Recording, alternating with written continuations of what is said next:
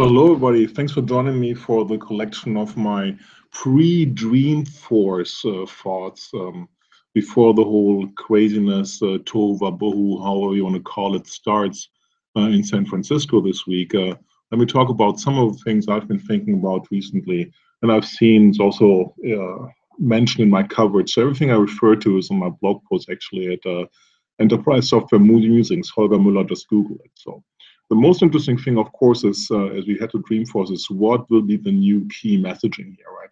Every year, Mark Benioff, great marketeer, great CEO of a company, comes up with some new messaging.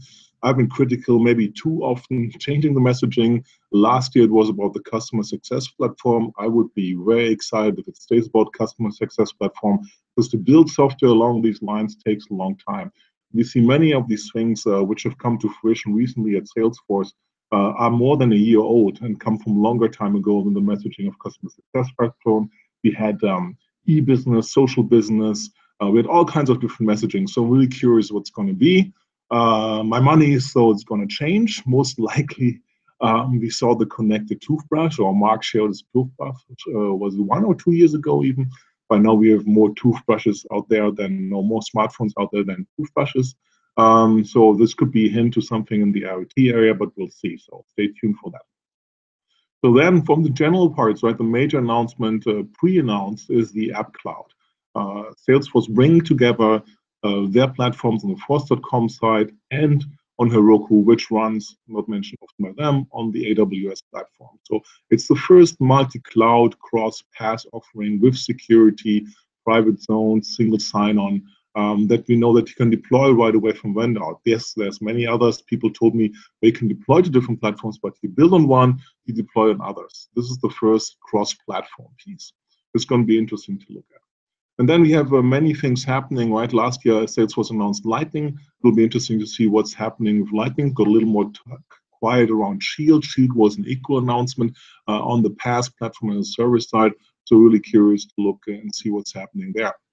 Now, of course, Salesforce is also a player in the future of work, as we call it, and that is mainly covered on the Chatter platform. So it's going to be interesting if they will be doing some new things around Chatter and innovation in that area.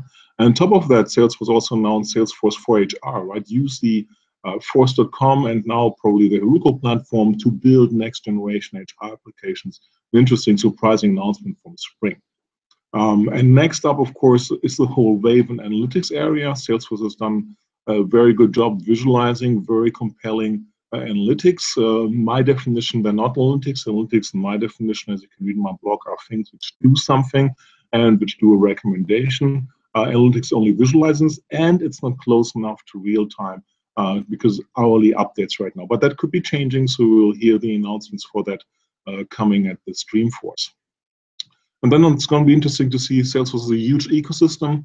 It's going to be interesting. I'm going to speak to a number of ISVs. Amongst them are in the HR area, Lumes and Financial First, building things for HR. And HR is specifically tricky things around time, data, signing of documents and records, which are tricky in the Salesforce platform. So it's going to be interesting how they make progress in that area. It's going to be interesting to walk the show floor anyway, who's there and being part of the Salesforce ecosystem. I mentioned the messaging thing. One of the things which could be interesting if it goes into the IoT area is that there's actually no real-time piece. I mentioned that on the Wave side.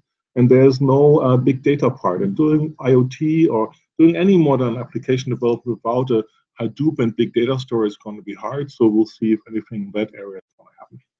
And last but not least, I put my head out there, not so much to the liking of Salesforce saying, but Salesforce is a very successful vendor. It's the leading SaaS platform revenue-wise. But the platform is getting old. It's, one could say, conceptualized in 1999. They've been doing lots of things about modernizing and keeping it going, but a lot of work has to happen. They have to think about the next generation platform. No one likes to publicly talk about replatforming. Maybe at this point, we're going to hear about a roadmap, an announcement around this. Maybe we're going to hear about new capabilities coming to the platform. At some point, Salesforce will have to bite the bullet on that one. If it's going to be this Dreamforce, I don't know. That's speculation. Last but not least, Constellation will be out there in force. My colleague on Future of Work, Alan Lepofsky, is going to have a presentation. Don't miss it. I think it's going to be on Wednesday. My colleague Dr. Natalie is going to be there looking at CRM and engagement pieces. My colleague Doug Henson's going to be there looking at the BI, big data, analytics story.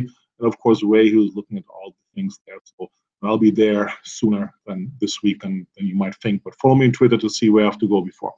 So that's it. A little longer than I thought, as usual. See you at Dreamforce 2015 in San Francisco. Make sure you step by and say hello.